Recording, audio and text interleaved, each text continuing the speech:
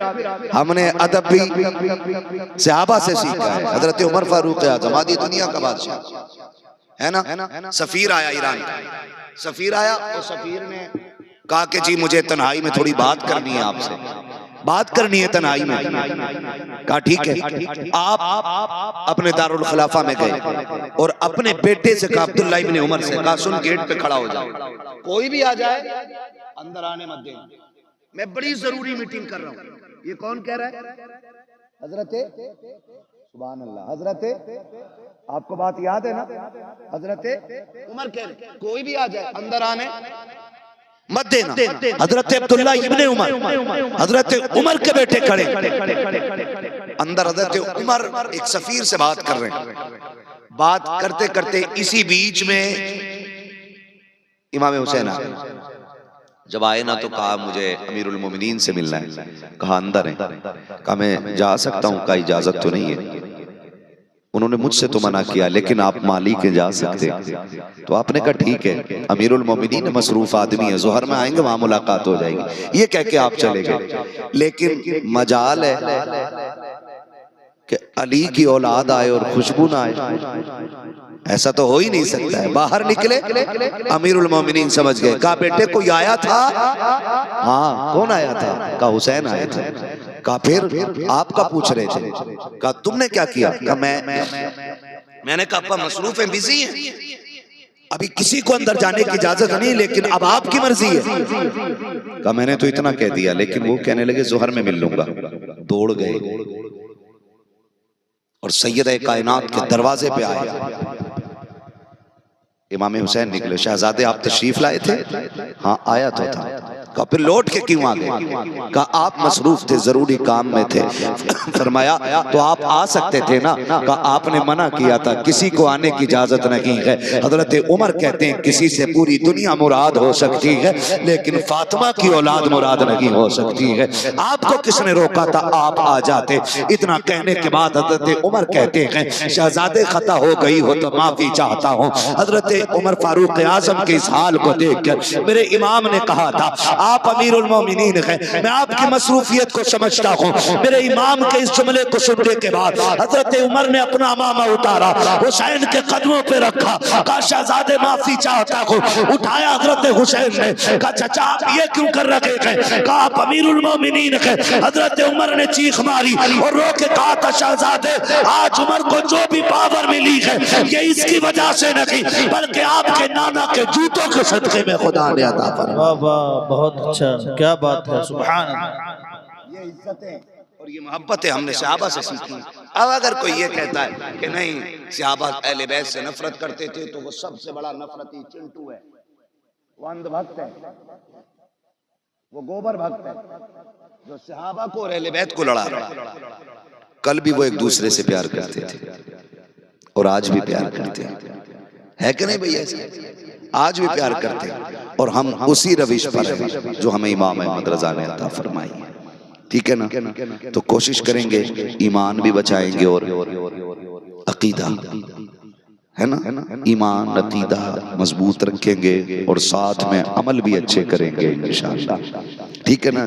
जहेज की डिमांड ना कीजिएगा, है ना, और किसी बेटी पे बोझ ना बनिएगा, किसी की बेटी को दुख ना दीजिएगा।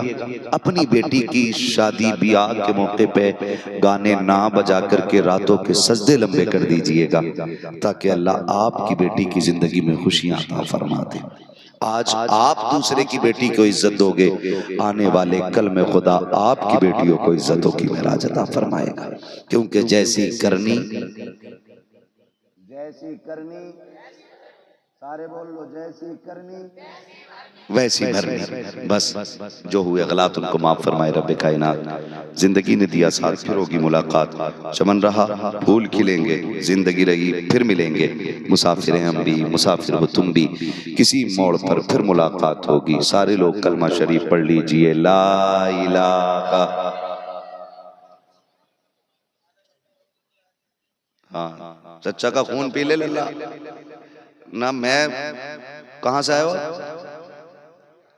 आप बड़ी दूर से आए, आपकी मोहब्बतों को सलाम हो। मेरी बात सुन लें, मैं 1 घंटे से ऊपर बात कर चुका हूँ, ठीक है ना? मैं हाँ 1 घंटा और सही, ऐसे ही लगता है कि 1 घंटा और सही, बड़ी मेहनत लगती है मेरे लाल, है ना।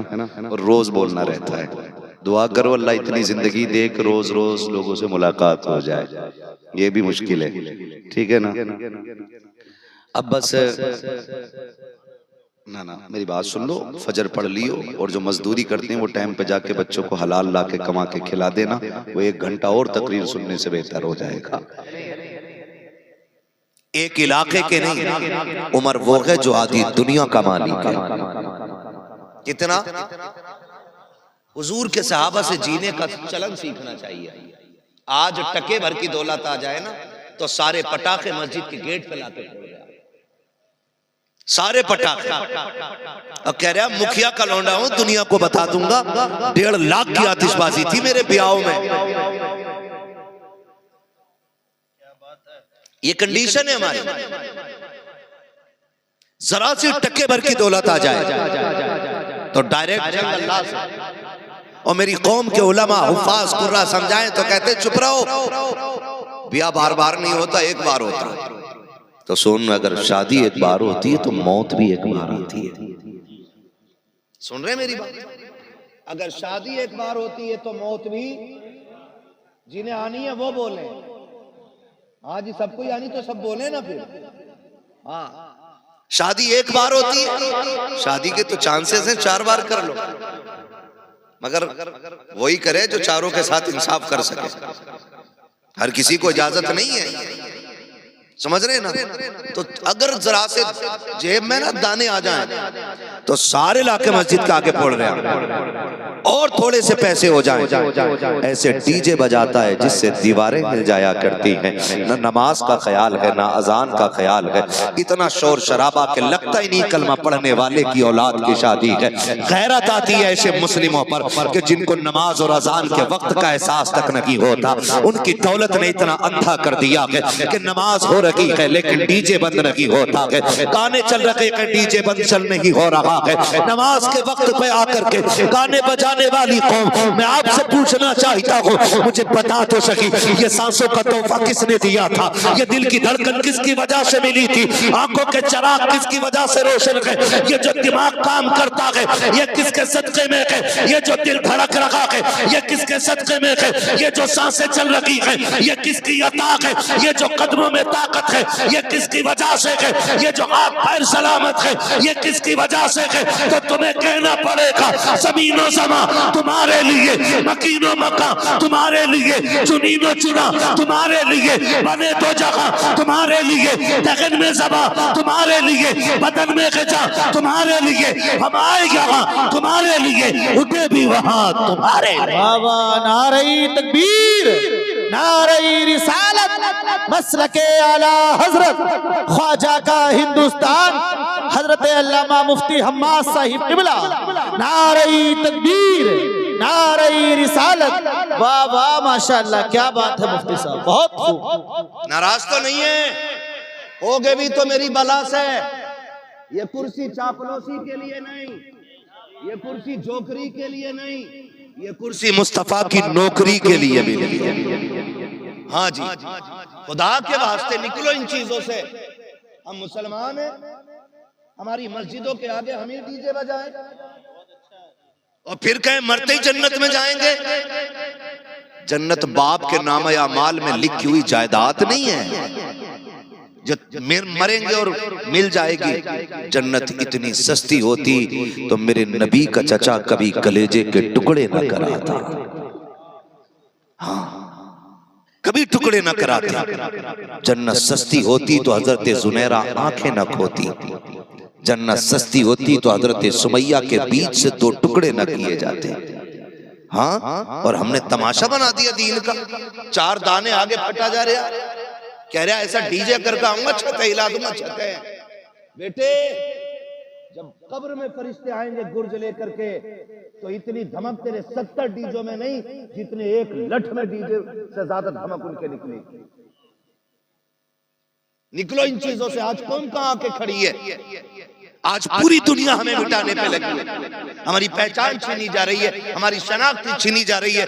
16-16 साल के लड़कों को चाकुओं से सरेआम कत्ल कर दिया जाता है। कोई है आज उम्मत का पुरसाने? मुझे बताओ कितनी दौलत है तुम्हारे पास? डीजे बजाने वालों, मुझे अपनी दौलत का हिसाब ला करके दिखाओ। अगर ये दौलत अल्लाह ने दी है ना, तो इसे अय्याशियों पे न लुटा। देख, अगर किसी गरीब की बेटी गुर्बत की वजह से बाप की दहलीज पे बैठी है, मुट्ठी बंद करके उस गरीब की गोद में जाके डाल दे। मैं नहीं जानता कि दुनिया उस दौलत को देख करके क्या कहेगी, लेकिन इतना जानता हूँ, अगर तेरी दौलत से किसी गरीब का घर आबाद हो गया, तुझे मरने में देर लगेगी, रब को तेरी कब्र को जन्नत बनाने में देर नहीं लगेगी। हम तो ये सोचते जमीन अब्बा मार के मर जाए, मैं काट के मर जाए, और मेरे मरने के बाद मौलवी ऐलान करे बड़ा जन्नती था, मैंने ख्वाब में देखा। हम ये चाहते हैं। खुदा के वास्ते निकले इन चीजों से। आज हम कहां खड़े, हमारे साथ हो क्या रहा, ये भी तो देखो, इतने अंधे क्यों हो गए हम। आज दीन की जिम्मेदारी मेरे कंधे पे भी और आपके कंधे पे भी,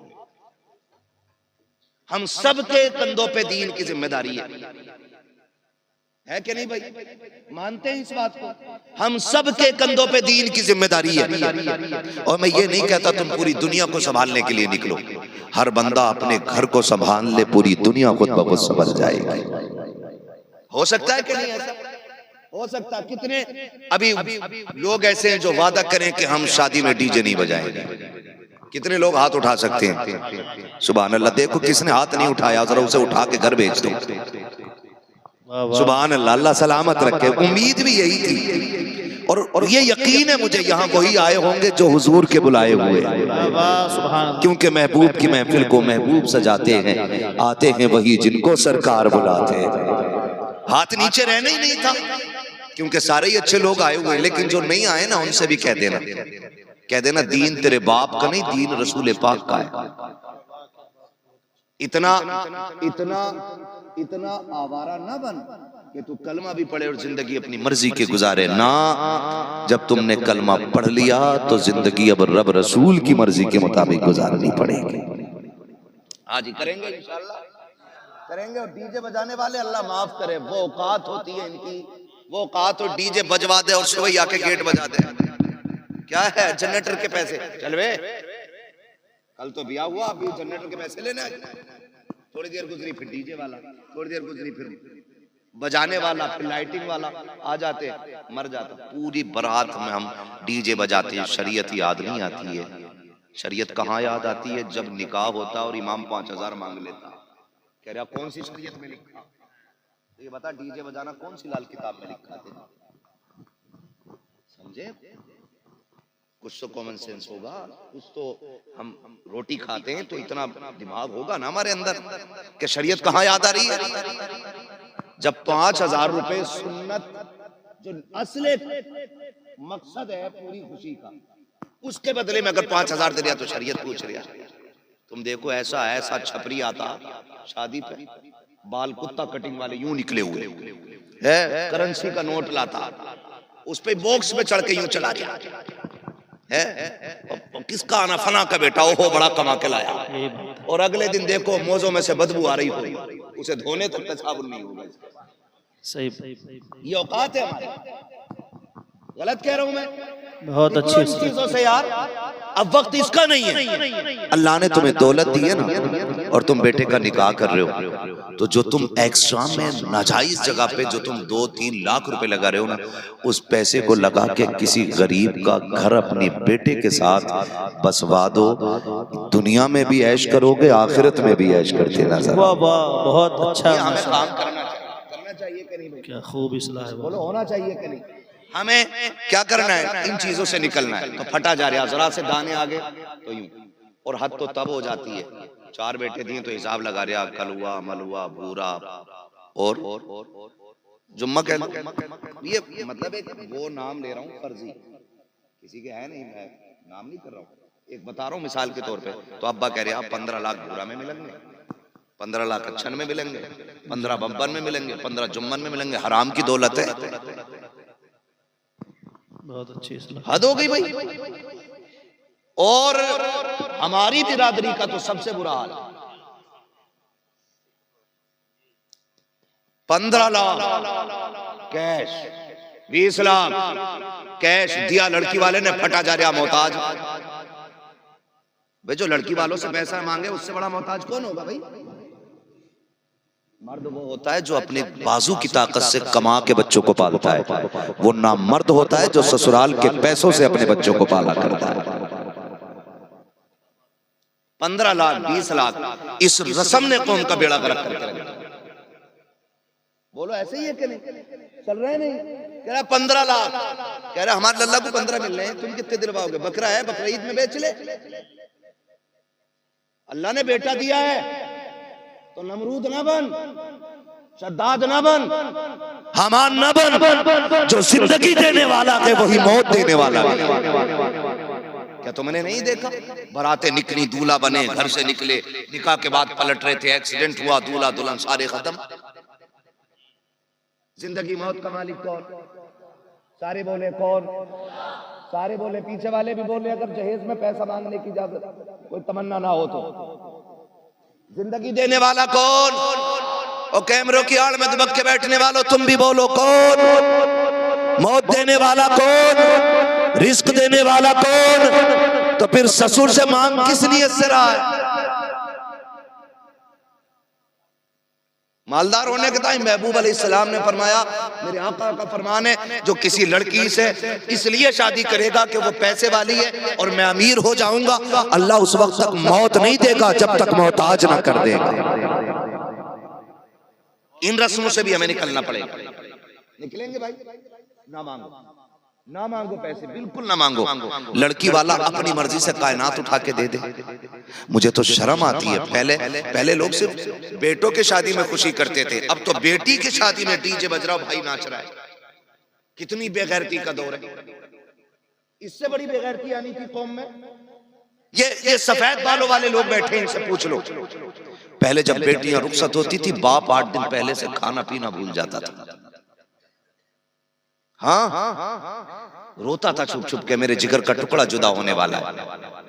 भाइयों के चेहरे उतर जाते थे, आंखें सुर्ख रहती थी। आज तो बेगैरती की हद है, बहन की रुखसती होने वाली है और बारात में भाई नाच रहा है, पूरी रात डीजे बज रहा है। कल बेटी रुखसत होने वाली है, कौम की बेगैरती की हद तो हो गई। खुदा का वास्ता दे के कहता हूँ, ये मायूं की रस्में खत्म करो, ये हल्दी पीली बकरे मेंढक वाले तरीके बंद कर दो, हाथों में घुंघरू बांधना बंद कर दो। मर्द के बच्चे बनो मर्द के, मुसलमान बनो मुसलमान। इन तमाम दुनियावी रस्मों से बाहर निकल आओ, ये रस्में तुम्हें तबाह बर्बाद कर देंगी, ये कौम का जनाजा निकाल देंगी, गैरत का जनाजा निकाल देंगी। मुझे तो हैरत होती है, कल बहन की बारात आने वाली, पूरी रात भाई डीजे पे नाचता रहा, माँ ने भी तमाशा देखा है, भाई ने भी तमाशा देखा है। 4 दिन गुजरे गए, 4 माह गुजरे गए के बाद तलाक पे आ जाती है। फिर ताबीज़ और डोरियों के चक्कर लगाते हो, फला बाबे से डोरी लेके आएंगे ताकि बेटी का घर आबाद हो जाए, फला से लेकर के आएंगे ताकि बेटी को तलाक न हो।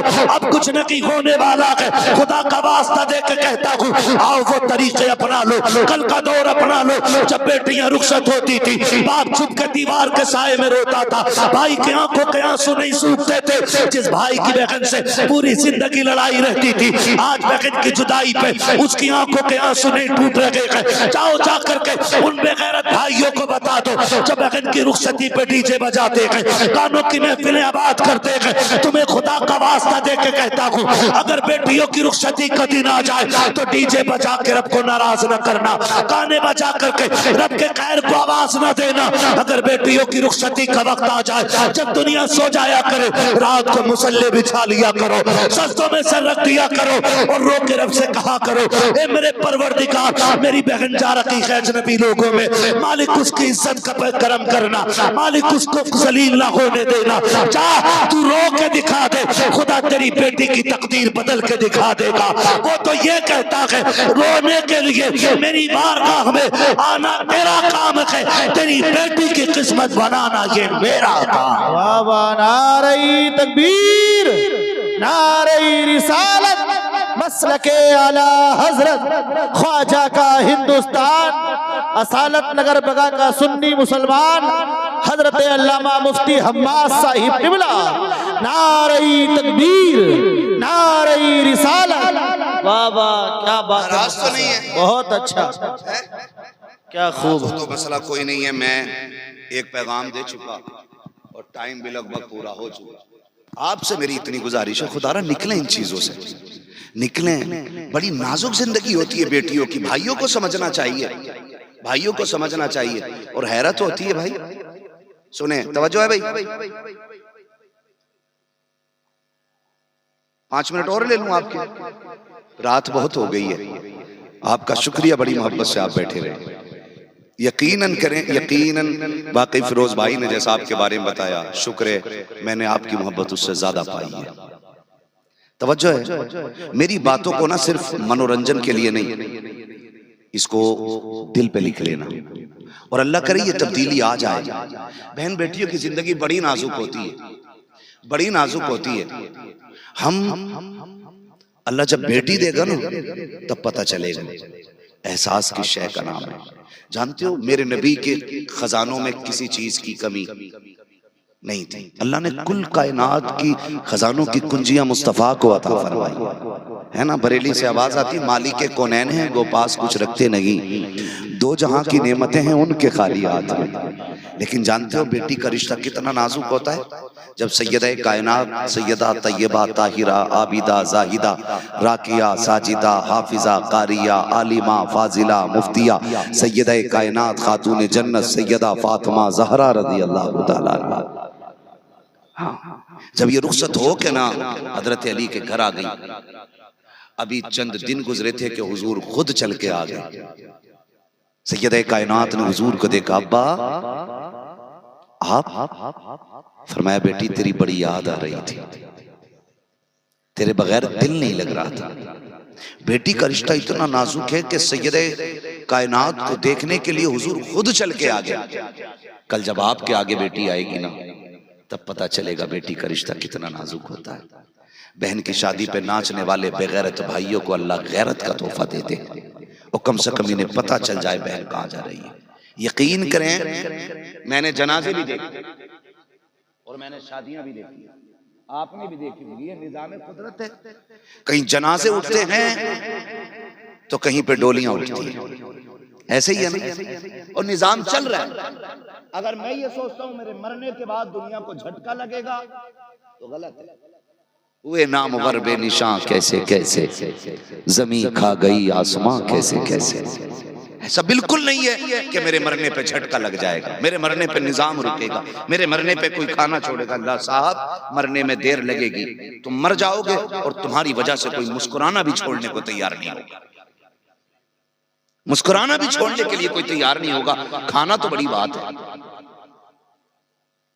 ये रस्म है दुनिया की, और अजीब दौर है। लोग कुछ गम में डूब जाते हैं और कुछ खुशी में डूबे रहते हैं, कुछ खुशी में डूबे रहते हैं। है तवज्जो सारे लोगों, हाँ, कुछ खुशी में डूबे रहते हैं और बेटियां रुखसत होती। मैंने जनाजे भी देखे और मैंने शादियां भी देखी। आप आजमा लेना, आप आजमा लेना। मैंने बाप को बेटी के जनाजे पे इस दर्द से रोते हुए नहीं देखा जिस दर्द से बेटी की डोली पे रोते हुए देखा है। ये तब पता चलेगा जब अल्लाह आपको बेटी देगा। मैंने इस दर्द से रोते हुए नहीं देखा। क्यों जानते हो? जब बेटी मर जाती है ना तो बाप को तसल्ली रहती है बेटी मर गई है, लेकिन जब बेटी पराए घर जाती है ना तो बाप बहुत कुछ सोचता है। देखना, कभी दीवार से लग के रोएगा, कभी कमरे में बंद होकर रोएगा, कभी खेत पे जाके रोएगा ताकि कोई देखे ना, क्योंकि ये मर्द है। कभी मुंह पे कपड़ा डाल के रोएगा, लेकिन रोता बड़े दर्द के साथ है। आप जानते हैं क्यों? उससे पूछो आप, चचा बताना, मैयत पे भी इस दर्द से नहीं रोया जिस दर्द पर रुखसती से रो रहा है। तो वो कहता है एक एहसास रुला रहा है, मैं गरीब जरूर था लेकिन बेटी को मैंने शहजादी बना के पाला था। मैं मजदूर जरूर था लेकिन अपनी बेटी को मैंने किसी के सामने रुसवा नहीं होने दिया। मैं चटनी से खिलाता था लेकिन इज्जत से खिलाता था। आज रो इस ख्याल से रहा हूं, दिया तो भरे घर में है बेटी को, पैसे वाले लोग भी हैं, लेकिन ये सोच के रो रहा हूं कि बेटी पराए हाथ जा रही है। अब रब जाने कि इसको गालियां पहले मिलेंगी या रोटी के टुकड़े पहले मिलेंगे। मैं इसलिए रो रहा हूं कि मेरी बेटी को ताने पहले दिए जाएंगे या खाना पहले दिया जाएगा। यहाँ रुक के ये बात भी कहना चाहूंगा, खुदा के वास्ते अगर आप शादीशुदा हैं तो किसी की बेटी को नाजायज सताना मत, किसी की बेटी को बिला वजह रोने पे मजबूर मत करना, किसी की बेटी को इस मकाम पे लाके मत खड़ा करना कि वो सजदे में गिर के अपने रब को एक बार चीख मार के कह दे अल्लाह फैसला तू ही कर दे। अगर बेटी ने इतना कह दिया तो तुझे 70 पीर मिल के भी नहीं बचा सकते हैं। इसलिए कि जब कोई मजलूम तड़पता है तो उसकी आँख सीधी जा करके अर्श से टकरा जाती है, और जब आंखें अर्श से टकराती है तो फैसले खुदा के होते हैं, और जब इंतकाम खुदा लेता है तो कोई माई का लाल बचा नहीं सकता है। इसलिए कि कायनात में अगर कोई निजाम चलता है तो परवरदिगार के हुक्म से चला करता है। वाह वाह, बहुत अच्छा, क्या अल्लाह तौफीक, अल्लाह राजी हो आपसे भाई, बड़ी मेहरबानी।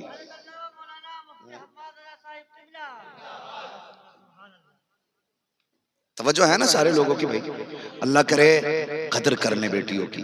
बेटियां रुखसत हो तो भाइयों से गुजारिश है, जितना रिश्ता तेरा गहरा है ना उतने सजदे तहज्जुद के लंबे कर दे।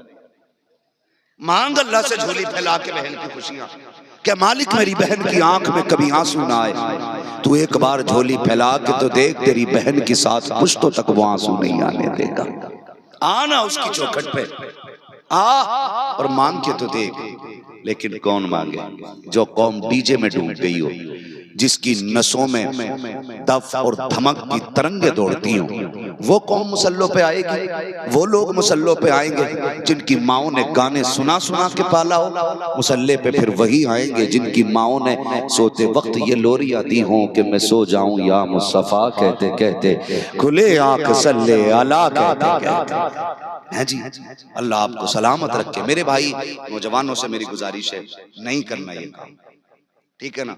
और ये जो आजकल ना उसमें बैठाते मायूं में, क्या यही बोले मायूं में, अब तो बेगैरती की इंतहा हो गई। हराम खाने का बहाना ढूंढ रहा। लड़की देखने गया तब ठूस के आया, अपनाने गया तब ठूस के आया, दिल रखने गया तब ठूस के आया। जब सब खा चुके कह रही खाला रह गई, वो रानी देख ली, ले भाई खाला का भी भन्ना भर दिया। अब कौन अब मुमानी रह गई, अब कौन अब खलेरी बहन रह गई, अब कौन अब मुमेरी बहन रह गई। हराम का बट रहा है। शादी होने से पहले पहले एक शादी का खर्चा करा देते लोग।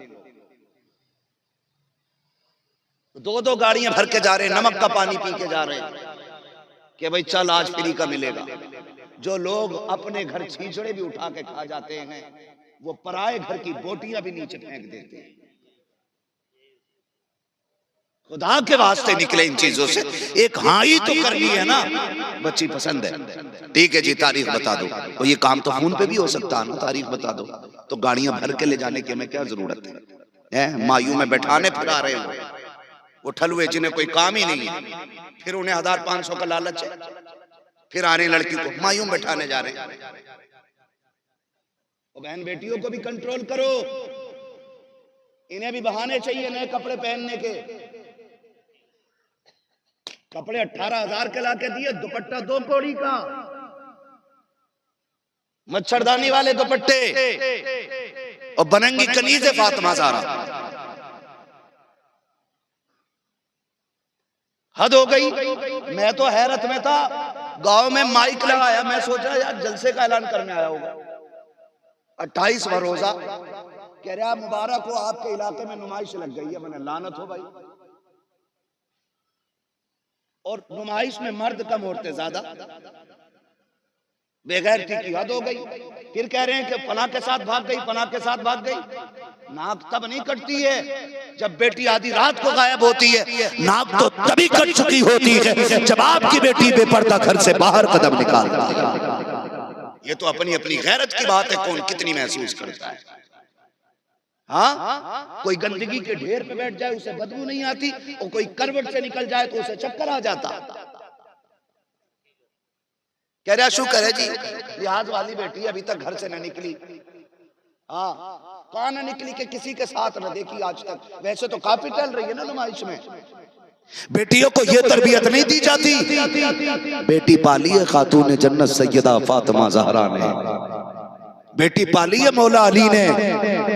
ला तारीख में कोई दूसरी ज़ैनब हो तो ला के दिखाते, ला के दिखाए एक ज़ैनब।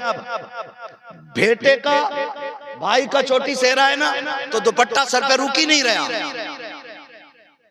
नजर उतार रही है और दुपट्टा सड़क के नीचे, फिर रखे है नाम के रंग, फिर नीचे, फिर ऊपर, फिर नीचे।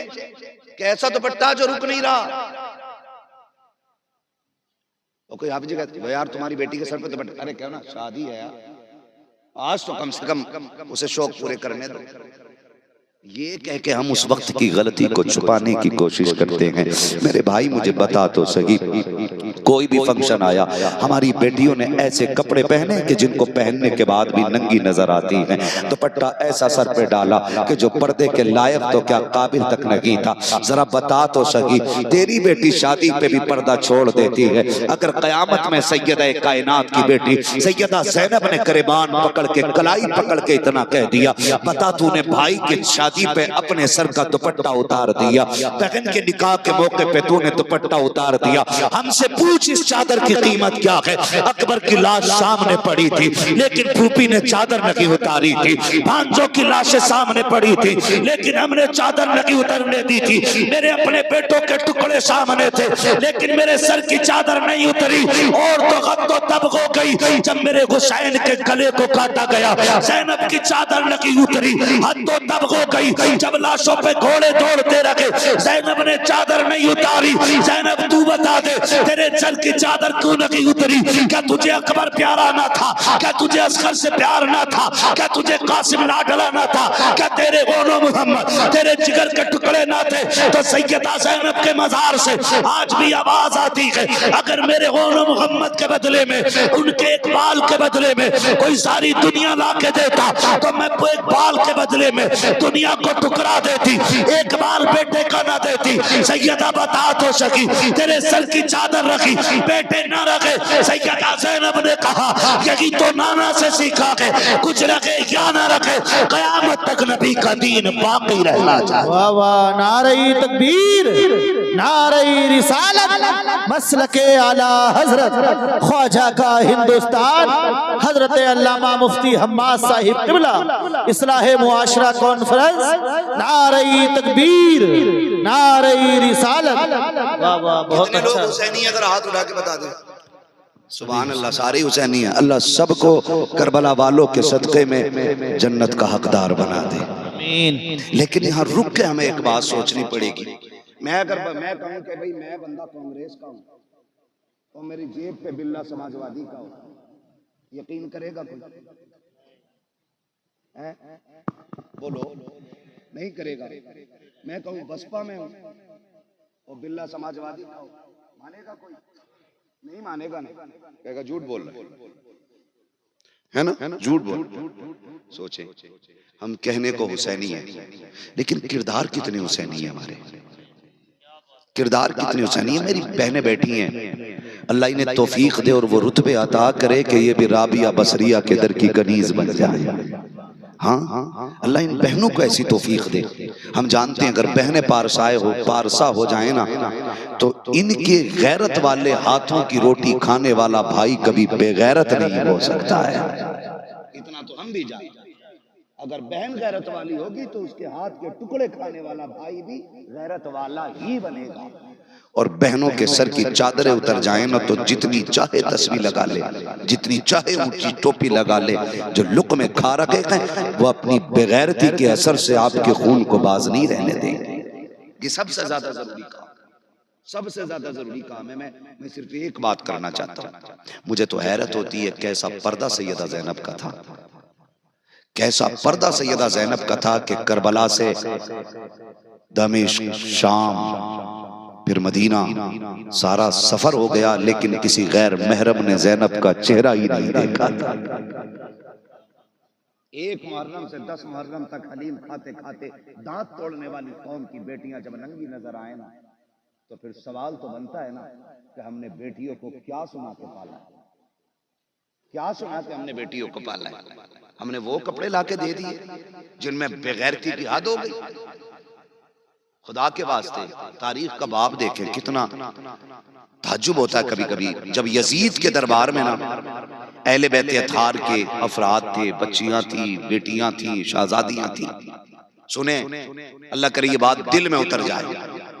सुन रहे मेरी बात? जब दरबार में खड़े थे ना, पहली बात तो सुबह से शाम तक दरवाजे पे अहले बैत का काफिला खड़ा रहा। इतना बदबख्त था यजीद कि जन्नत उसके दरवाजे पे खड़ी रही थी, लेकिन अपने लिए वो जन्नत के दरवाजे न खोल सका।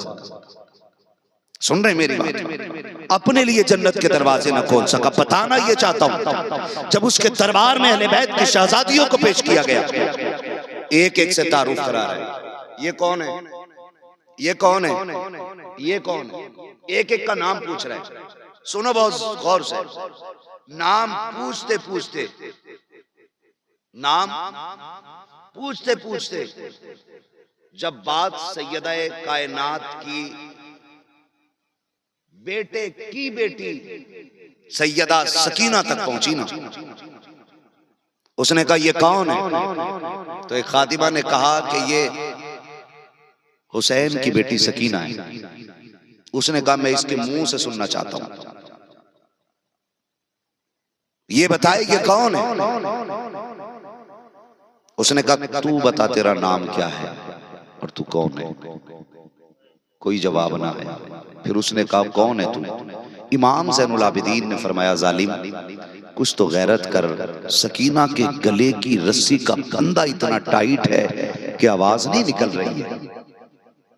पहले कुछ फंदा तो ढीला हो तब तो बात करे ना सकीना, तब तो बात करे ना सकीना। उसने एक अपने फौजी को इशारा किया, जा रस्सी का फंदा खोल। दम घुट रहा है, सांसें टक रही है, हर कोई ये चाहता कोई मुझे बचा ले। जब फंदा इतना टाइट हो कि गला लग रहा हो, एक फौजी आगे बढ़ा, हजरत सकीना दौड़ के हजरत ज़ैनब के पास पहुंच गई।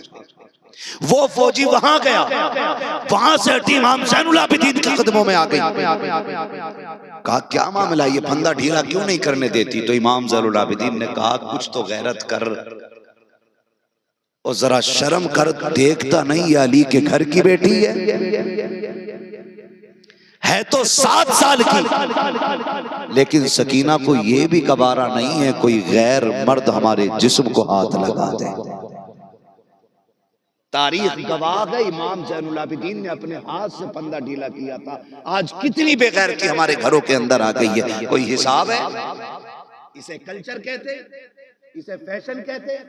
और बेटियां, अल्लाह माफ करे, अगर किसी शरीफ की शरीफजादी भारी कपड़े पहन के सर छुपा के और चादर नीचे डाल के आ जाए ना, कहते हैं दकियानूसी सोच है। पहले जमाने की अनपढ़ है, अनपढ़ दमार। ऐसे दौर में कोई इतने भारी दुपट्टे ओढ़ रहा, तो मैं कहता हूं वो अंधेरा की भला था कि कदम राह पे थे, रोशनी लाई है मंजिल से बहुत दूर हमें। खुदा के वास्ते अपने घरों में पर्दा दे दो और इतना अच्छा कर दो अपने घरों को कि हमारे घरों में अल्लाह फिर से हुसैन तो न सही लेकिन हुसैन के गुलाम पैदा फरमा दे। मैं फिर ये बात कहूंगा, हर जलसे में कहता हूं, एक बंदी ने गैर मुस्लिम थी और लेक्चर देते हुए एक बात पूछी। उसने कहा कि 1400 साल हो गए मुसलमानों में, आज तक एक ही हुसैन हुआ है, दूसरा क्यों नहीं? गैर मुस्लिम का ये सवाल था लेक्चर देते हुए। 1450 साल में मुसलमानों में एक ही हुसैन पैदा क्यों हुआ? कोई जवाब न मिला। कोने से बूढ़े ने उठ के कहा मैं बताऊं? कहा क्या? कहा सुन, आज तक 1450 साल हो गए, कोई फातिमा भी तो दूसरी दुनिया में नहीं आई है। तुम मुझे फातिमा ला के दे दो, मैं तुम्हें हुसैन ला के दिखा दूंगा। पता ये चला माए पारसा होती हैं तब बेटे हुसैन बनते हैं, माए पारसा होती हैं तब बेटे हसन बनते हैं, माए पारसा होती हैं कुरान की कारिया होती हैं तब बेटे नेज़े पे चढ़ के कुरान पढ़ा करते हैं। हुसैन को नेज़े पे कुरान पढ़ना था क्योंकि माँ ने दूध पिलाया ही कुरान सुना के। इसलिए माँ बहनों से गुजारिश है, हम आप अपने मुआशरे को खूबसूरत करें। गानों की रस्में, ढोल तमाशे, ये सारे बंद कर दें। अगर गाने बजाने तो जहेज में कुरान देना बंद कर दो। अगर डीजे पे बारात लानी है तो फिर कुरान लेकर ना जा। औकात दिखा अपनी कि तू वो कुत्ता है जिसे अल्लाह रसूल से कोई प्यार ही नहीं, मैं डीजे लेके आया था, कुरान से मतलब नहीं है। और अगर कुरान से मतलब है तो डीजे बंद करो और दुनिया को बता दो हम कल भी कुरान वाले थे, हम आज भी कुरान वाले हैं और कल भी कुरान वाले रहेंगे इंशाअल्लाह। करेंगे इंशाअल्लाह ये कोशिश, करेंगे इंशाअल्लाह ये कोशिश। तो मैं अर्ज कर रहा था हज़रत उमर फारूक आज़म से, हमने अहले बैत का अदब सीखा। कहाँ खोले हैं गेसु यार ने खुशबू कहाँ तक है, फिरोज लल्ला भी तो तकरीर शुरू हो रही है।